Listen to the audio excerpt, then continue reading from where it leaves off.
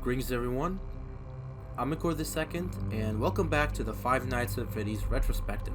Now it's been a while, but there is actually a good reason for that. That's because, in a surprising turn of events, I've actually bought the book that I was discussing in the last episode, the week before, and I've read it. As far as I can tell, I didn't miss anything. So I was trying to be thorough and go through the entire thing. Then there were holidays, and then I got sick, so now we're getting back into it. This might be the last episode, but I'm not sure. We'll see how much I can discuss in this one because I took so many notes of the book. But before I get into any of that, I want to cover the stuff from the game itself that I haven't gotten to cover yet. I hope I can do as much as possible, but like I said before, it's gonna be near impossible to cover everything. But I'm gonna go through like the bigger stuff. And first, I'm gonna walk you through this 20 mode, which might be the easiest max mode in this whole franchise. Trivial, honestly, if you know what you're doing. You really just need to lock in for 8 minutes, and I can guarantee you anyone can do this challenge. So all you need to do is just make sure the camera is on the camera where Freddy will be cam stalled, and you have to flip up the camera more or less every 1 or 2 seconds to prevent Foxy from moving. That's basically the whole strategy. Obviously the door lights come in here as well, and you can also use the camera to determine if Chica is at the door or not, so you don't have to use that light. I didn't play this run that optimally at all. I've actually messed up a couple times, but I still got it, so it's really easy. Of course you can do the more legit quote-unquote version of this, and trust me, you don't want to do that. That is a nightmare.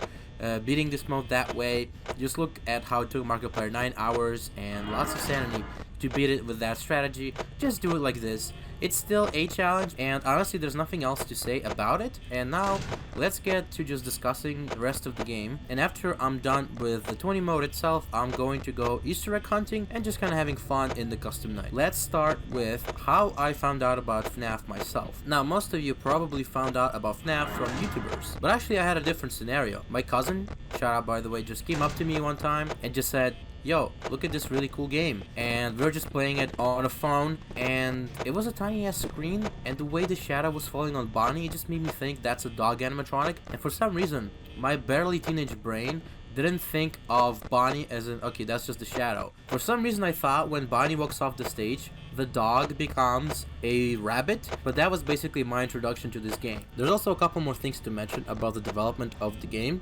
For example, the camera icons used to have a different design, and judging by that design, the backstage camera has changed its rotation. One more thing is a mechanic that comes up in the first couple of these games, is the lives mechanic. Now it never ended up being actually a feature, but in the gameplay footage that Scott uploaded to his channel, you could see the lives counter.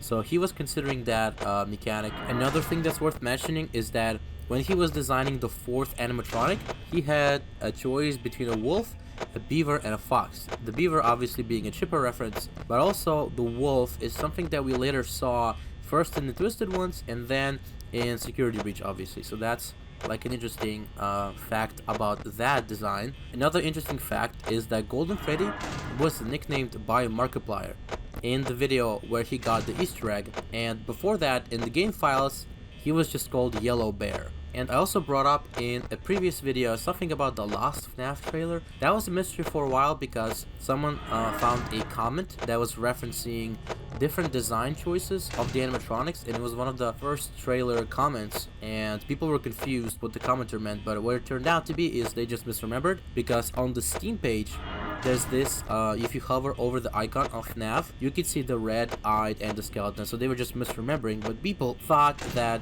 there's an extra trailer that is lost to time. And they even found Scott's YouTube channel in Google Plus, if you remember even what that fucking is. And there was a video there called Five Nights, which they thought was that lost trailer, but we actually never will probably find out what that even was, and I doubt Scott even remembers himself. But this idea did actually result in a fan game being developed called Five Nights, which I'm planning to play on the channel because it's like a really strange sort of fan game, because it's trying to emulate what the beta of FNaF could have looked like. And then that game was actually a prototype for a fan game you're probably more familiar with called Graveyard Shift at Freddy's, which I'm also going to play, but that's a whole other story. One thing I forgot to mention is I mentioned IndieDB as a website where FNaF was posted, but I forgot that actually I wanted to talk about Desera with a U, which is an even more defunct website, and I'm pretty sure the only thing people know about it is that FNaF was on there. So when the game dropped, it got lots of downloads, and Scott looked at it, being surprised, and in a good way, because he didn't expect the game to do that well. And then he just went to bed like nothing ever happened, thinking, well, that's gonna do its rounds, make a little money, and then I'm just gonna move on to the next game, I guess.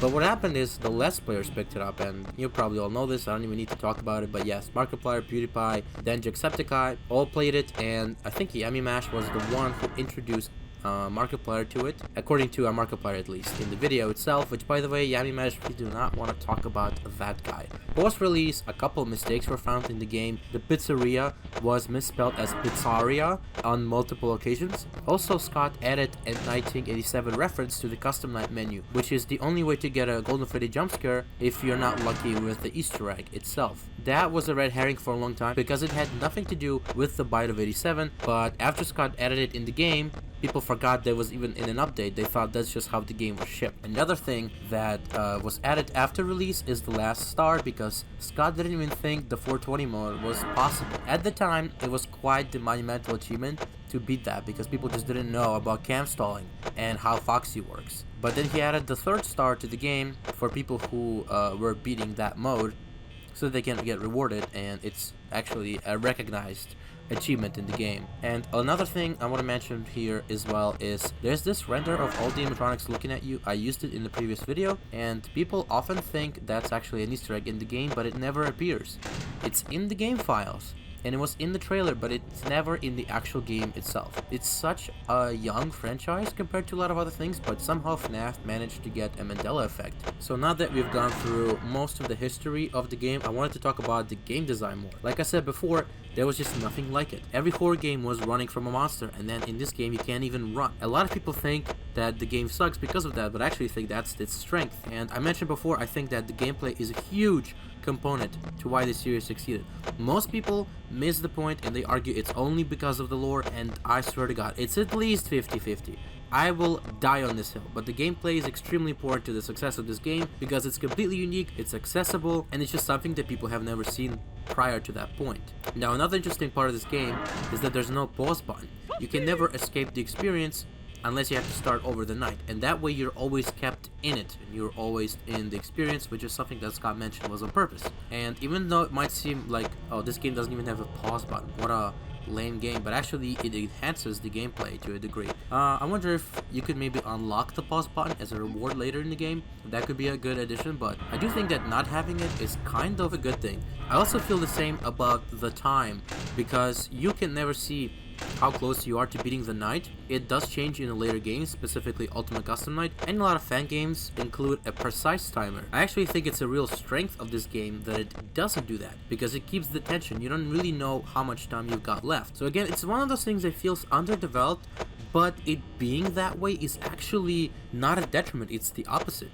It's a good thing. It enhances the experience of the game. Another thing that I think is worth mentioning is the Uncanny Valley effect of the animatronics. Now, if you just Google that, you're gonna come up with a result that says it's something that looks human but not quite human. I think that the term should be expanded to include something that looks living or tries to look appealing, but it just has these uncanny features. It's kind of hard to describe, but you just see that something is wrong with it. It's trying to pass off as something real, and it doesn't work. Like, it's not enough. Maybe real, not real, but like living. In any case, I think that term definitely applies to this game, and part of the reason why it's so creepy. I also think the retro aesthetics, that are basically Scott's signature 3D modeling and animation style, is also a big contributor to why the game feels spooky. It feels really vintage. It did even feel that way back when it came out in 2014. It felt kind of weird. It was a very low-tech game. Like I said, no pause button, no detail timer, no proper escape menu, no settings. It was just the game. There was nothing else. That minimalism, I think, is maybe, too much by today's standards, but in general, it actually kind of works for the game because there's no other bullshit to distract you from the experience itself. Another thing that people often complain about with FNaF is that this whole game is just 2D images. It's just a bunch of PNGs. And like I said before, these people just don't get it, in my opinion, because that, again, is the strength of this game. It doesn't have to be 3D to be effective. In fact, the fact that you don't even see the animatronics move is what adds to the creepiness. Having them be animated and just seeing them walk around, it just does not hit the same. You can make a game that works that way, but it's just not going to be as compelling, in my opinion, because that's the whole premise. It's kind of like the Weeping Angels, the mannequins, the animatronic horror. They don't move in natural ways. You don't see them breathing. They don't have any like idle real animations, they are just completely still. And that works as well because Foxy, when you see him running, it's fucking startling. Since where are they animated? It completely catches you off guard. And the whole Foxy mechanic, although it only works once, it's really damn good because at that point the game has conditioned you to check where the animatronics have gone to like the closest cameras, right? Even though they can jump across the building and get closer to you, they don't have like a very set travel path. They can take different paths. Sometimes they get closer to you, sometimes they're further away from you, but in any case, they will eventually get closer, and in most cases the camera will be selected as like the next closest camera to you. So the game has conditioned you to, when Foxy disappears, do the same thing. Click on the closest camera to you, which is the camera where you see him running. But then you see him running, you're like, whoa, what the holy shit. And you're trying to reach for the door, but you just can't react in time, and you get jump scared. So that was just a brilliant piece of horror game design. And it works precisely because of the still image nature of the rest of the animatronics on the cameras. I also think that's why the jump scares work so well, because the whole game you don't ever see them move except for Foxy in one instance, and then all of a sudden they're animated and all the way in your face. A lot of people also say that the jump scares are bullshit, this whole game is just jump scares, but to me that's like the payoff to all the tension that you feel through the night. You die. That's the punishment for not playing the game right, for not getting the rules, for not being more careful. And to say that the game is just relying on jump scares to scare you is complete bullshit, because the jump scare is literally the end of the scare. Because everything else that happens up to that, that's where the real horror comes from. Because it ramps up throughout the game, all that stuff is the horror. The jump scare is just at the end, and only when you lose. And you don't have to lose. What if you just get really good at it? Then you don't have to fear the jump scare. And the fear doesn't come from it, the fear comes from all the tension throughout the night itself. I know I can talk more about the game design, but I feel like I've kind of covered all the most important topics. Now let's get into the AI and all the other mechanical details of how the game works. You probably heard this already, but in most FNaF games, at least all the ones made by Scott, there are these things called movement opportunities. Basically, it's a random value between 1 and 20, and if the value is higher or equal to the current animatronic AI, it moves. Which is why when you turn it up to 20, they take every single movement opportunity. And it depends on the game where this chance is rolled and then compared to the AI of the animatronic for the night. And it's such a simple way to code it, but it's completely effective. It adds a lot of randomization to the game, so every experience is unique. It is easily customizable, and it's just such a simple but such a good way to code the movement of these characters. I also want to point out that there are groups of the characters, and as far as I'm aware, in the game code, Bonnie and Chica, since they kind of work the same just on different sides, are referred to as bullies, which makes sense because they constantly harass you, right? And then Freddy is just like a looming threat that just always comes towards you. Once he's there, he almost never turns back, so it doesn't really work as one of the bullies. But yeah, of course this game isn't perfect mechanically. There's tons of exploits and bugs. Right now I'm gonna list some of the most notable ones. So for example, you can go into night 8, which is a bug that happens if you scroll through the new game and continue very fast. Sometimes in the continue, the number glitches out and turns to 8, and you can play night 8, but it's nothing special. It's not like a secret night. It's not even an intended night. Another interesting detail is that Golden Freddy's jump scare and Freddy's power out jump scare are the only ones which will not let you clutch at 6 AM. So in case you didn't know this, it's very unlikely, but if you get jump scared at the time but it's about to turn 6 AM, if it turns to 6 AM faster than the jump scare finishes playing, you can win. But it doesn't work in these two specific scenarios. You've also probably seen this bug when you constantly flip up and down the tablet while you're literally getting jump scared by Bonnie or Chica. It's kind of hard to replicate. I tried, but that's something I've seen people do. Like I said before with the camera, sometimes things override each other, and there's a lot of those kinds of cases for jump scares. For example, if Freddy is jump scaring you in the office, Foxy can override that with his own jump scare. The Freddy in the office jump scare can override Bonnie and Chica's jump scares, and they can also jump scare you technically after the power has gone out. The power out sequence will cut out the jump scares, so Freddy and Foxy, but the Bonnie and Chica ones will still give you game over somehow. There's a lot of things like that in the game that are just not working the way they should, but it's kind of hard to run into some of these. Another thing that's kind of fun is if you really pay close attention and you slow down the footage when you lose the power, you will see that the fan will not turn for another frame because it's a separate object. So while the whole office turns black, since the fan is that one little animated object in the frame, it'll take one more frame to switch because these things in the code cannot happen simultaneously. Also, you can honk the poster while watching the cameras, and there's another glitch which is kind of harder to explain, but basically the door can be in 4 states: opening, open, closing, and closed. And so there's a possibility when Foxy is attacking you and the door is opening, if you use the light, because the light flickers, it can override and just kill Foxy from the game because of a sprite glitch, because it's tried to render the blinking light and Foxy. This is kind of a luck-based thing, and it's really hard and precise in terms of execution, but people have used this bug to win some hard challenges. So that's a cool glitch to mention in this video. And those are the most notable bugs. There are a couple more obviously, but those are the ones that I thought actually fun to talk about. And the thing I discovered while hunting for the Easter eggs is that when you're in the camera, before you put the tablet back down, all the Easter eggs will remain. So when you open the camera, they will generate, except for Golden Freddy, so you can see them, and they will remain there while the cameras are still up, because if you put them down, it'll reset again. Also, a notable thing is that these games did have mobile ports while they were coming out. There's a lot of bizarre ones, but for this game it's not too different, although there are some notable things. For example, the whole game is rebalanced to work differently. I'm pretty sure the nights are shorter, but then the battery will drain faster, or maybe it's the other way around. That's a big difference and how the game kind of feels. Also, you can buy with money, or at least you used to be able to buy plushies, and that was the way that game was monetized on mobile, which it's a shame, I think, that there's no way to unlock the plushies by beating the game, or hell, even just being able to buy them on the Steam version. And also another thing that was different is that the door lights had sound effects. Just feels strange. Why add that to the phone version but not to the PC version? That's kind of weird, but Scott has been developing games for mobile phones specifically for a long time before that, so he kind of knew his way around how to make phone ports, and some things didn't work. For example, it didn't have that same panorama effect that you get in the PC version. But yeah, things like that are just kind of confusing. It's like the Minecraft situation all over again, with the parry differences between the different versions that just make you question why it's that way. Now let's get to some of the lore, and honestly there's not much going on. You kind of already know all the lore in this game that's relevant, at least that was relevant at the time. One thing I want to mention is that in the newspapers it does mention that the suspect was convicted, and I'm pretty sure it's something that people just write off as Scott not knowing what that word means, because it's kind of a big plot hole unless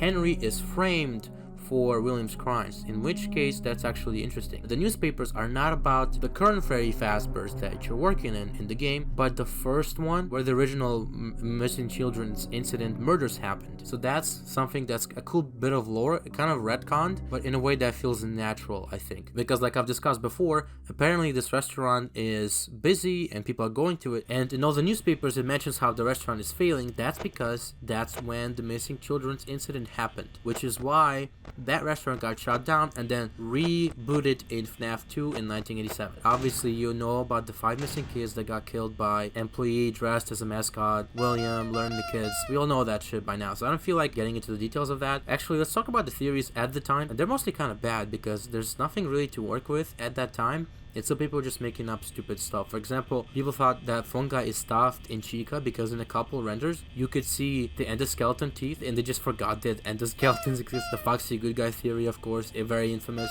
The idea that since Foxy doesn't jump into your face, he doesn't actually kill you. The idea that the night guard is in purgatory, and that's kind of more popularized by the first game theory video, which, as you might remember, compares a real-life Chuck E. Cheese murder, which coincidentally had 5 victims, to the game. And there's a lot of interesting parallels that kind of line up, but yeah, obviously Scott Cawthon didn't use a fucking real life murder at the Chuck E. Cheese for his FNaF game. And the craziest one that I think I've ever seen is the fact that Nazis built the animatronics. That one just makes absolutely no goddamn sense at all. At the time, there was a more or less popular FNaF YouTuber who made up that theory, so that's just, I don't know, it's a bizarre factoid to mention. Another theory that people I actually like is that Golden Freddy is in the kitchen because, well, people didn't see him anywhere, but they know he exists, like he teleports. So he's somewhere at the location, but we don't see him, and since there's no camera feed in the kitchen, that's where he must be. Logically, that doesn't really make sense, but I kind of like that theory in a way. Another one that I actually liked a lot and believed in for a long time, obviously before we found out the true names of all the missing children, is that Freddy's possessed by a girl for no other reason that his laugh is a slowed down girl's laugh. Golden Freddy uses the same laugh, and it's nothing really about the gender. And I feel like it's a little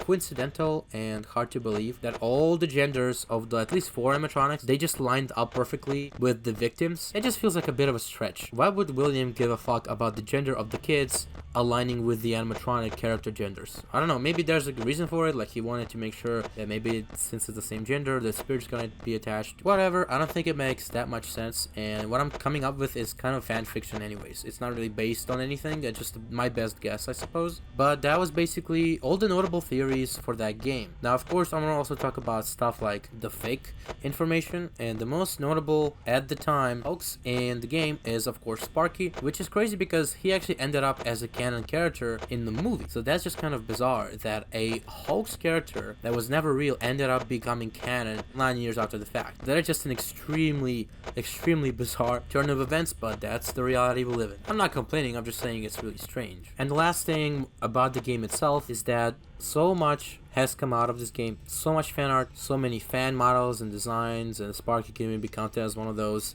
fan games. The songs, it's not gonna be even physically possible to recite all of them, but obviously the one that comes to mind right away is the Five Nights at Freddy's song, which was actually the definitive fan song for this game. I think it still pretty much is, because it's literally called that. As simple as lame it might seem to some people, I think that's what works about it, is that it's literally the Five Nights at Freddy's song. And it's crazy how much of that song lines up with the game, or at least where he was taking the ideas from the game, and they kind of ended up being partially true in the end. So that's just kind of a cool thing to mention about it. But yeah, the fan art was definitely different back then as well. Obviously the net not safe for work, sorry for mentioning this, but I just can't not. Unfortunately, it's a reality. So that was a thing way back from the first game as well, but I would say to a lesser degree there was much more disturbing fan art back in the day. The first game was just one of the creepiest ones in the whole series, and it just kind of inspired more horror based fan art and stuff like that. And the fan games are not really that noteworthy other than they happened, and they were really bad because most of the fans were just teenagers and didn't know anything about how to make a game like this, and because no one's really been experimenting with that genre, because it's just genre that just popped up because Scott made a game and that's completely unique in the way it plays, and so people didn't really know what works in it. And most of the FNaF fan games for the at least first 2 or 3 years were just complete rip-offs of FNaF with some other famous character like Five Nights at Wario's, Five Nights at Chuck E. Cheese's, which ended up being rebooted as an amazing fan game. You have stuff like even Five Nights at the Thomas the Tank Engine, Five Nights at Treasure Island, which also ended up being rebooted as an amazing game. So a lot of that stuff, it was total crap, but it inspired the fan base to make better fan games eventually. So I think it's worth mentioning. It's part of history. It would not feel right to not mention these. And honestly, I feel like that's it for this episode. I've talked for a long time. Probably we're gonna do another episode because I have so many notes on the book. Lots of interesting details, plot points, character details, lots of lore. So I think that's gonna be definitely the last episode of this retrospective, and then we're gonna move on to FNaF 2. So yeah, that's gonna be the next episode. Don't forget to smash subscribe, ring my bell, and as always, stay